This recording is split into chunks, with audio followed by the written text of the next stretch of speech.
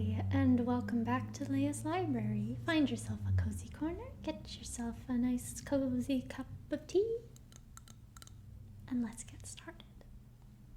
Today, I just wanted something nice and easy, nice and light, easy, breezy, beautiful, and sleazy. So we're just doing a book tag. We're going to be doing the 20 questions book tag, which I don't think I've done before. I hope I haven't done before. I guess we'll find out. So yeah, let's get into it. Question number 1. How many books is too many books in a series?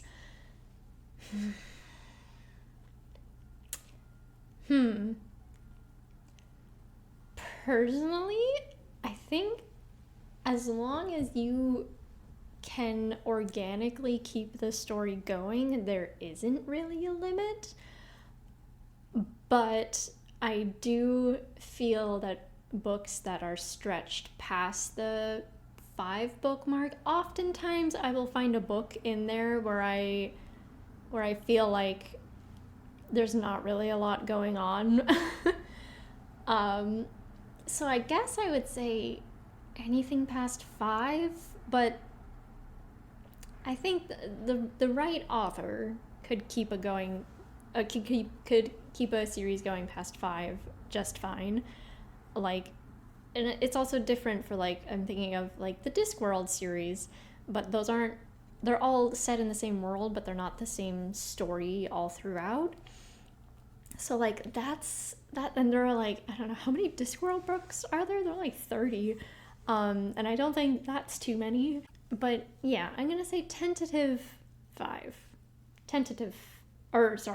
Too many, it would be tentative 6. Tentative 6. Question number 2. How do you feel about cliffhangers? I kind of have a love-hate relationship with cliffhangers. I love cliffhangers if the next book is out and I can immediately read it. I hate cliffhangers if I have to wait several years to find out, what happens. So I love cliffhangers in an already finished series, and I guess I hate them everywhere else. Question number 3, hardback or paperback? Hardback for the cover art, paperback for the convenience.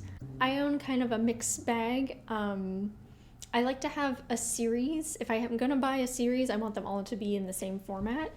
But I'm usually not really picky. I love, like I said, I think usually artists go hard for the cover art on hardbacks and a little less so for paperbacks. Not always the case, but I find it's usually the case. But I just think paperbacks are so much more convenient to like travel with. Like they're usually a little bit smaller, so they fit in my bag better, so that I can read them on public transit. Whereas something like a hardback is, usually, for one, usually bigger, but then also heavier because it's a hardback. So they're a little bit less convenient to carry around, and they make my shoulder sore. So I'm a solid, middle fencer when it comes to format, or when it comes to hardback or paperback. I like both for different reasons. Question number 4, favorite book. 1? That's just cruel. I don't know. I'm gonna link all of I have 3 separate videos for favorite books. I have one for favorite books of all time, one for favorite series of all time, and one for favorite classics. So do you think I can just choose one? No, absolutely not. Although I do have to update some of them. But they're still good markers for now. I'll update them eventually. Question number 5, least favorite book. Oh my. Okay, there's a lot of different ways this could... I can't find the Wi-Fi network. You might want to check the modem or router connections.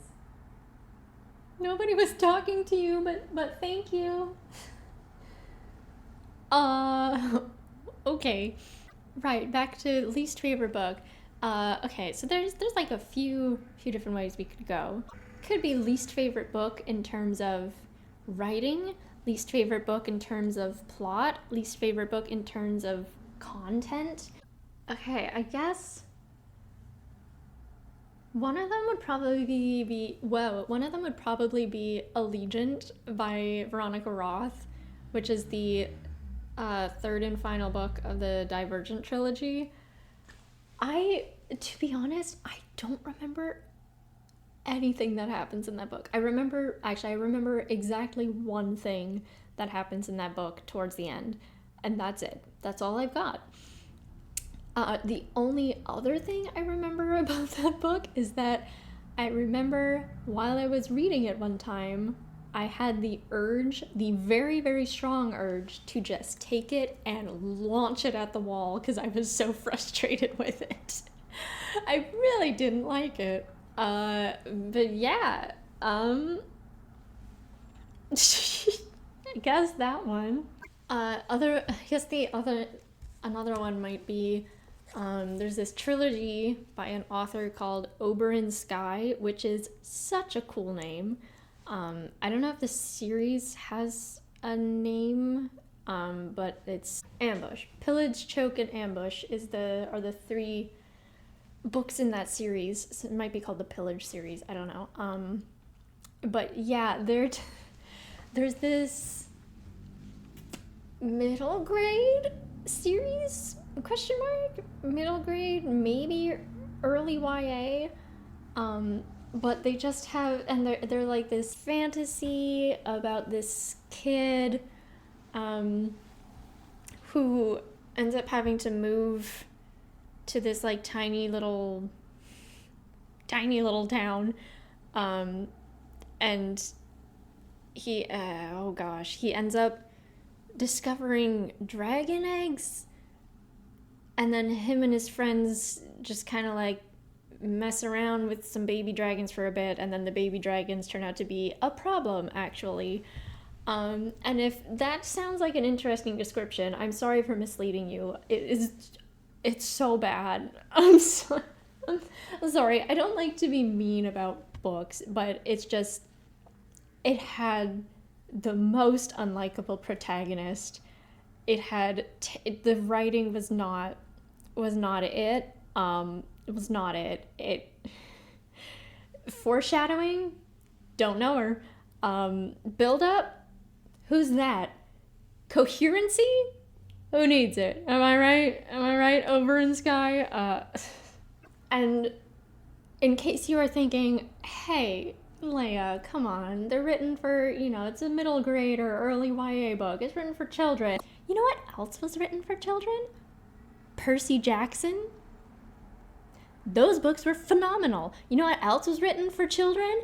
The Nevermore series. Those are some of my favorite books. So, it has nothing to do with the fact that it's for children. You can write a children's story that's still good and coherent and cohesive, You can do that. That's the thing that happens.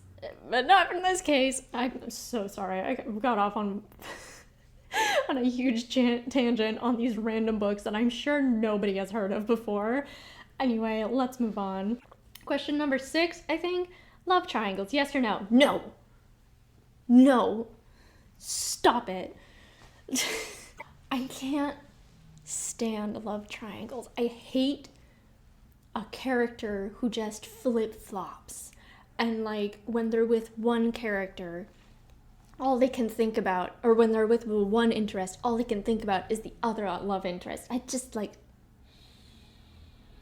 it infuriates me. And I always think, whenever I come across a book that has a love triangle in it, either it's just bad and the love triangle makes it worse, or it's good despite the love triangle. Like, the love triangle never elevates a book. The only time, maybe I'll give a benefit of the doubt and say one of the only times, although I genuinely can't think of another time where I was like, oh, I enjoyed how this played out.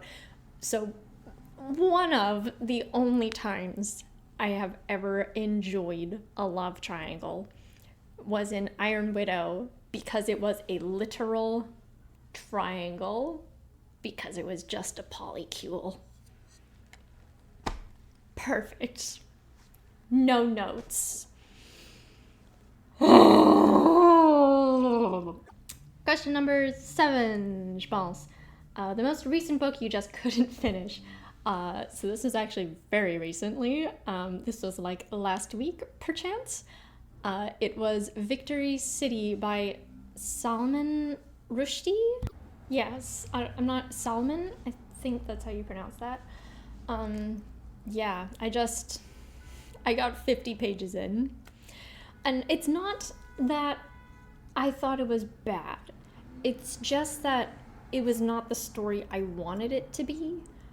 Because the description made it sound like it was going to be told from the perspective, or at least the way that I interpreted the description, made it seem like it was going to be told from the perspective of this one character. And that sounded really interesting to me.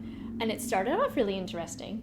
And then there's a point in the story, not very far in, like 15, 20 pages in, where like the character that I thought was going to be the POV character, or well, it's written in the third person, but like, you know, the main character just kind of like hands off the main character role to these two characters that I could not give less of a shit about, to be blunt.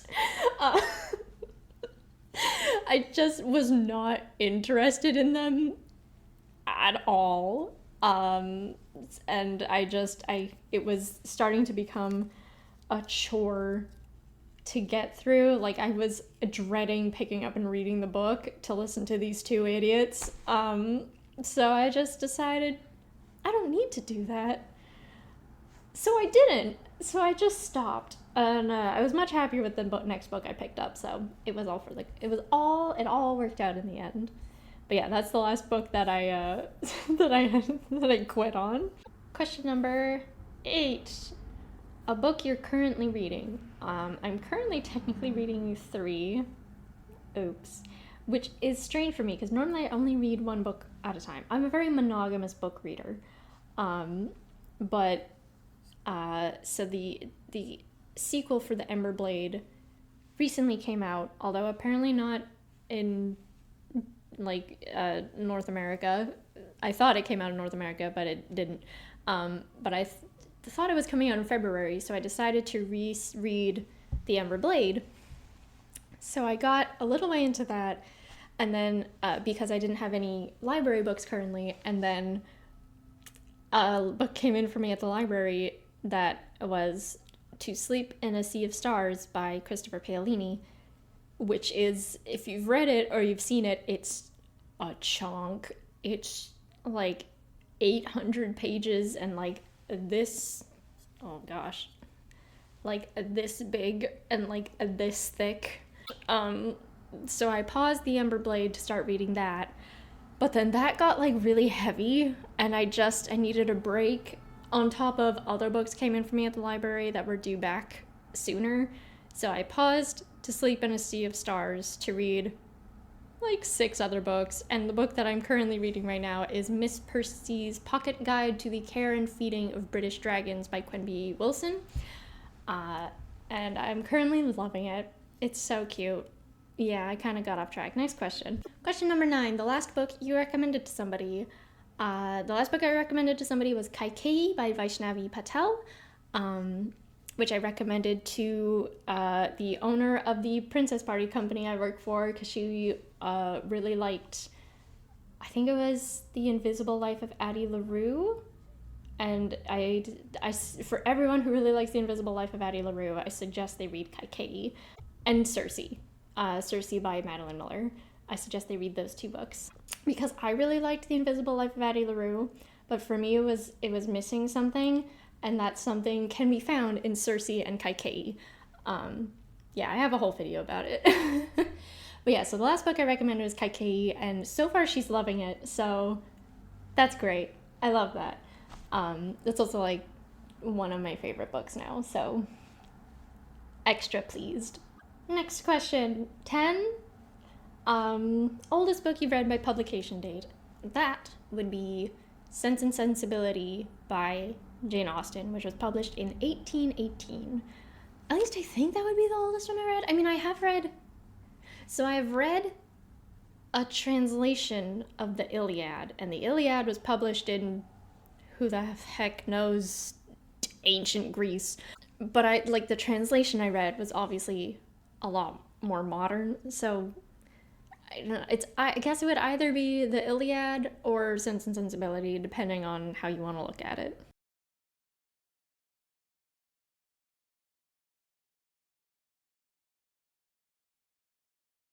Next question. I've entirely lost count. Favorite author. Again, one, I'm gonna list a couple. Jane Austen is up there. Mary Shelley, purely just because of Frankenstein.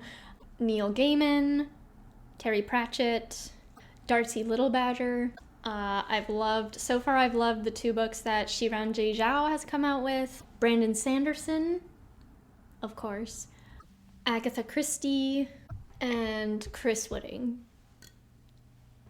I don't know how many that was, but those are some of my favorites. Next question. Buying books or borrowing books? Borrowing books. Who's got the money to buy a bunch of books? Some of these are sold, some of these were given to me, most of them were gifts. But yeah, I'm very much a try before you buy, or I have become a try before you buy, in part because I had to financially, but also in part, I don't like the idea of a book just like permanently sitting on my shelf. Like now I only want to own books that I know I will read multiple times.